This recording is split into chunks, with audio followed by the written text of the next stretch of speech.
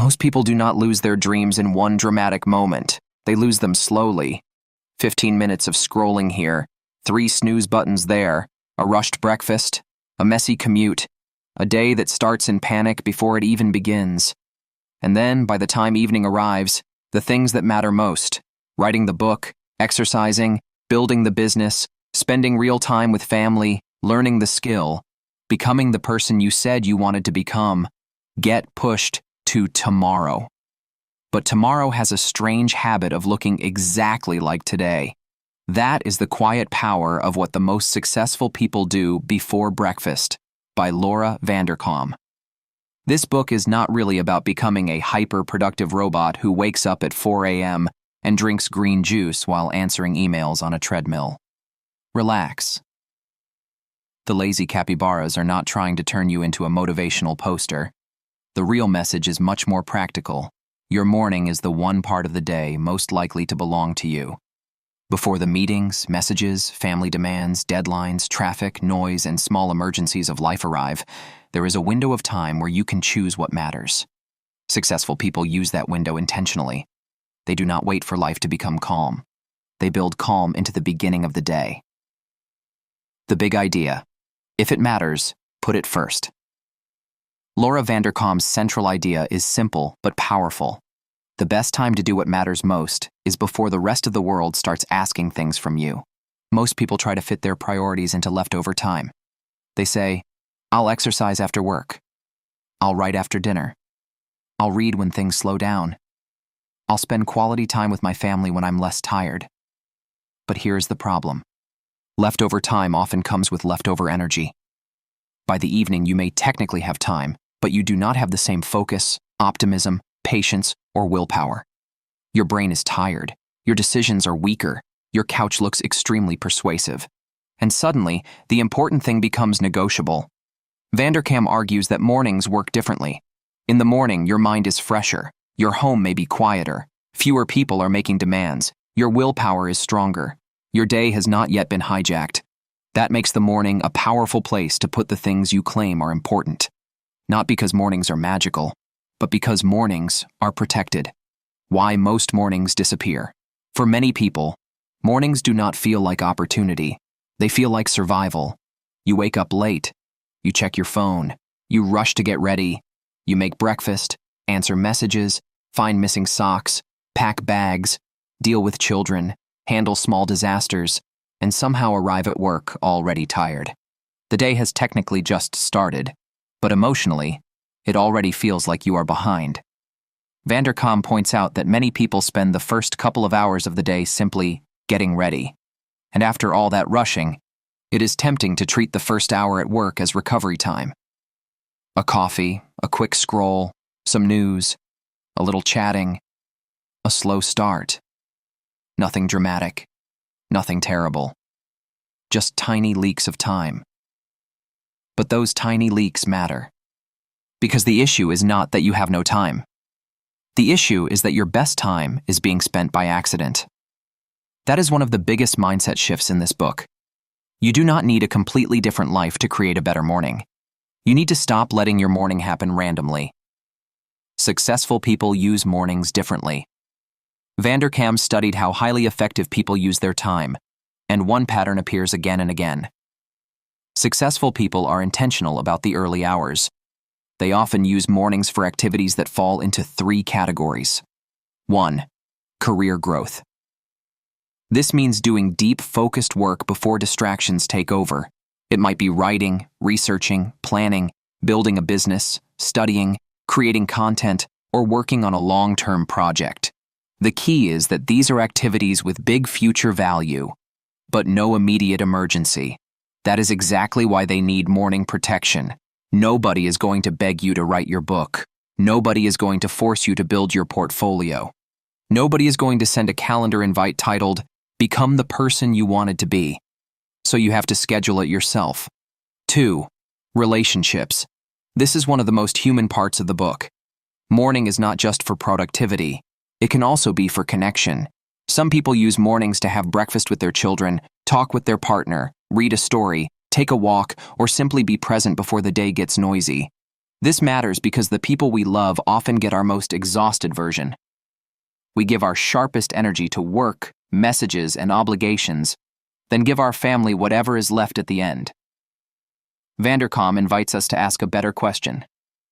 What if the people who matter most got some of our best energy, not just our leftover energy? 3. Self-care and personal renewal.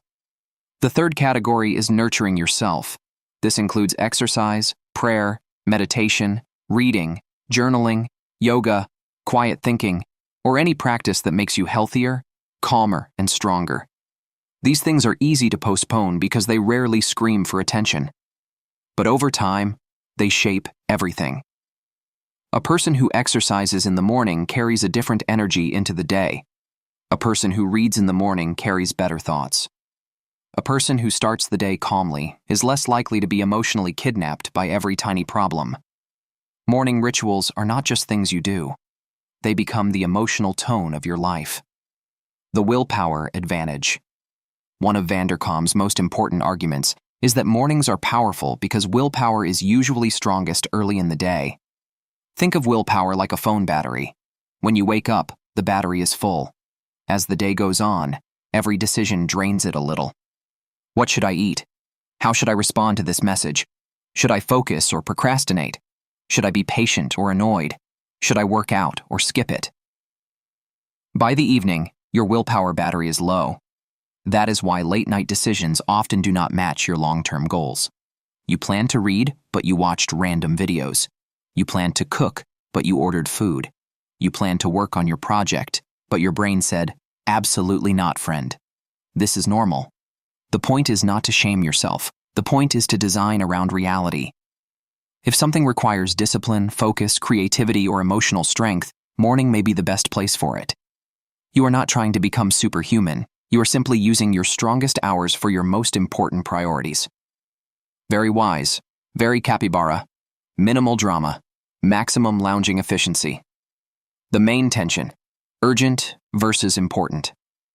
At the heart of this book is a battle between two types of activities. Urgent activities. These are the things that demand immediate attention. Emails, messages, chores, meetings, errands, small problems, other people's requests. Urgent activities are loud. They make you feel productive because they keep you busy, but they do not always move your life forward. Important activities. These are the things that shape your future. Health, deep work, creative projects, family connection, learning, planning, spiritual practice, long-term career growth. Important activities are quieter. They do not usually attack your phone with notifications. They wait patiently, and because they wait patiently, they are easy to ignore. This is why mornings matter. Morning is your chance to protect the important before the urgent takes over. It is your chance to say, "Before I serve the world, I am going to serve the future I actually want." That is not selfish. That is responsible. How to create your ideal morning routine. Vanderkam does not suggest copying someone else's perfect routine. That is important. Your ideal morning does not need to look like a CEO's morning, an athlete's morning, or a productivity influencer's suspiciously aesthetic morning. Your morning should fit your life, your values, your season, and your real responsibilities. The goal is not to wake up early just to suffer. The goal is to create a morning that makes your life better. Here is the practical process. Step 1. Track your time. Before you redesign your morning, you need to understand where your time is actually going. Vanderkam recommends looking at the full 168 hours in your week, not just the morning. Why? Because morning problems often begin the night before. Maybe you cannot wake up early because you stay up too late. Maybe you stay up too late because you waste the evening. Maybe you waste the evening because you are exhausted from a chaotic day. Your schedule is connected. So for a few days, or ideally a full week, track how you spend your time. Not perfectly. Just honestly. Write down when you sleep, wake, work, commute, scroll, eat, exercise, help family, watch shows, and do chores. Do not judge it at first. Just observe. You may discover that your life is not as time-poor as it feels. There may be hidden pockets of time hiding in plain sight. Step 2. Picture your perfect morning. Once you understand your current morning, ask a more exciting question. What would a truly good morning look like for me? Not an impressive morning, not an Instagram morning, a useful morning. Maybe your perfect morning includes a 30-minute workout, quiet reading with coffee, writing 500 words, breakfast with your family, planning your day, prayer or meditation, studying a language, working on your business, walking outside, preparing healthy food, creating content before the world gets noisy. The best morning routine is not the one that sounds most productive. It is the one that supports the life you actually want. For one person, that means running. For another, it means writing. For another, it means sitting with their child before school. For another, it means building a side business one quiet hour at a time. The question is not, what should successful people do? The question is, what would make me feel like I am living on purpose before the day begins? Step 3. Choose high-value activities. Vanderkam makes a useful distinction. Mornings should be used for activities that are important but easy to neglect. Do not waste your best energy on things you can do when your energy is low. For example, laundry can usually wait. Random scrolling can definitely wait. Most news can wait. A lot of email can wait. Instead, choose activities that create long-term value. Good morning activities usually have 3 traits. They matter deeply. They connect to your health, relationships, career, growth, or inner peace. They require energy. They need focus, patience, creativity, or discipline. They are easy to postpone. No one forces you to do them, so you must choose them deliberately. That is the sweet spot. Morning is for the important things that life will not automatically make room for. Step 4. Work through the logistics. A dream morning is nice. A realistic plan is better. Now you need to ask practical questions. What time do you need to wake up? What time do you need to sleep? What can be prepared the night before? What can be simplified? What can be removed?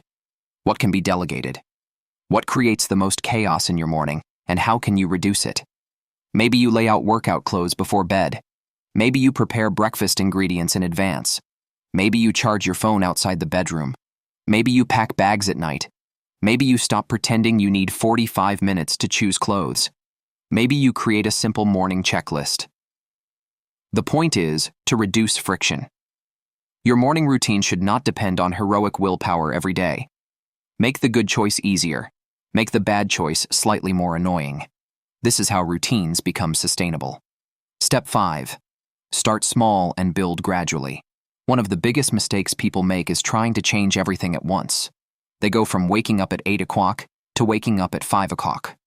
They add running, journaling, meditation, reading, meal prep, language learning, and gratitude practice in one heroic Monday morning.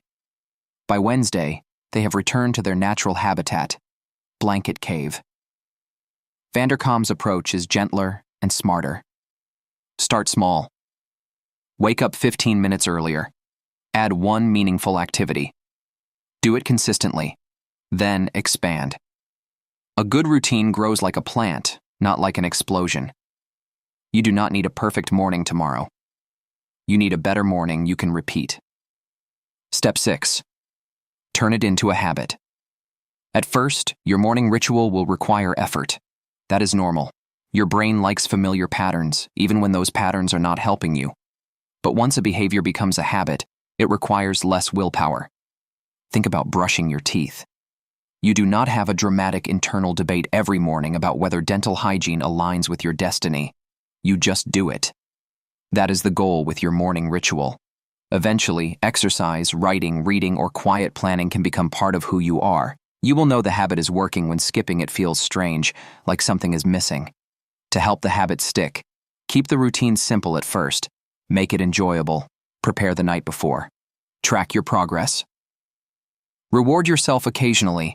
Protect your sleep. Avoid all or nothing thinking. Missing one morning does not mean failure. It means you are human. Just return the next day. Lazy Capybara principle. No panic. Just resume lounging with purpose. Step 7. Let the routine change with your life. One of the most realistic ideas in the book is that morning routines should evolve. Your life changes. Your work changes. Your family changes. Your energy changes. Your responsibilities change. A routine that worked last year may not work now. That does not mean you failed.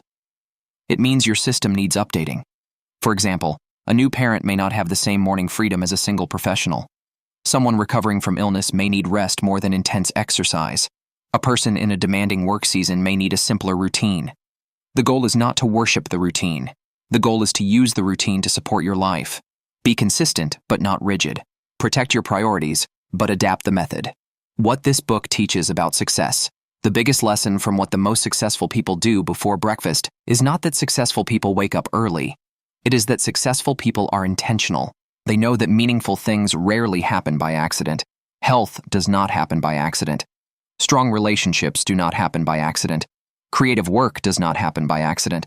A fulfilling career does not happen by accident. A calm mind does not happen by accident. These things happen when you give them time before the world consumes your attention.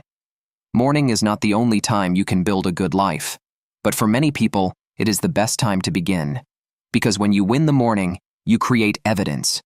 Evidence that you can keep promises to yourself. Evidence that your goals matter. Evidence that you are not just reacting to life, you are shaping it. And that feeling carries into the rest of the day. Practical morning routine examples. Here are a few simple morning routines inspired by the book. The Creator. Morning wake up. Drink water. Write or create for 45 minutes before checking messages. This is perfect for writers, YouTubers, entrepreneurs, and anyone building something long-term. The Health Morning Wake Up. Exercise for 30 minutes. Eat a simple breakfast. Plan the day. This gives your body and mind a stronger foundation. The Family Morning Wake Up early enough to avoid rushing. Eat breakfast together. Read with your child. Talk without phones. This turns an ordinary morning into meaningful connection. The Calm Morning Wake Up. Pray, meditate, journal, or read. Then choose the top 3 priorities for the day. This is for anyone who wants less chaos and more emotional control. The Growth Morning Wake Up. Study a skill, read a useful book, or work on a personal project for 30 to 60 minutes. This is how small daily investments become major life changes. The routine does not need to be dramatic. It just needs to be deliberate. Final takeaways. Here are the key lessons from Laura Vanderkam's book. First, mornings are powerful because they are usually the most protected part of the day. Second, your willpower and focus are often strongest early, so you should use that energy for what matters most. Third, successful people do not magically have more time. They choose to use their best time more intentionally. Fourth, a great morning routine should support your career, relationships, or personal well-being. Fifth, the best routine is not extreme. It is meaningful, realistic, and repeatable. And finally, your morning should change as your life changes. The goal is progress, not perfection. Conclusion. Before the world gets your attention, give some to your future what the most successful people do. Before Breakfast is a short book with a simple message. If something truly matters, stop leaving it for the end of the day. Put it where it has a chance to survive. Put it before the emails, before the noise, before the rush, before everyone else gets a vote. Your morning does not need to be perfect. It does not need to be aesthetic. It does not need to start at 4:30 a.m. with heroic background music. It just needs to be yours. Even 20 focused minutes can change the direction of a day. And enough intentional days can change the direction of a life. So here is your challenge. Tomorrow morning, choose one thing that matters to your future. Not 10 things. One thing. Read for 15 minutes. Walk for 20 minutes. Write 1 page. Stretch. Pray. Plan. Have breakfast with someone you love. Work on the dream that keeps getting postponed. Start small enough that you can actually do it. Then do it again. Because the life you want may not require a complete transformation overnight. It may begin quietly before breakfast, while the rest of the world is still waking up. And if this summary helped you rethink your mornings, subscribe to the Lazy Capybaras for more calm, practical book summaries that help you build a better life. One small, sleepy, surprisingly powerful habit at a time.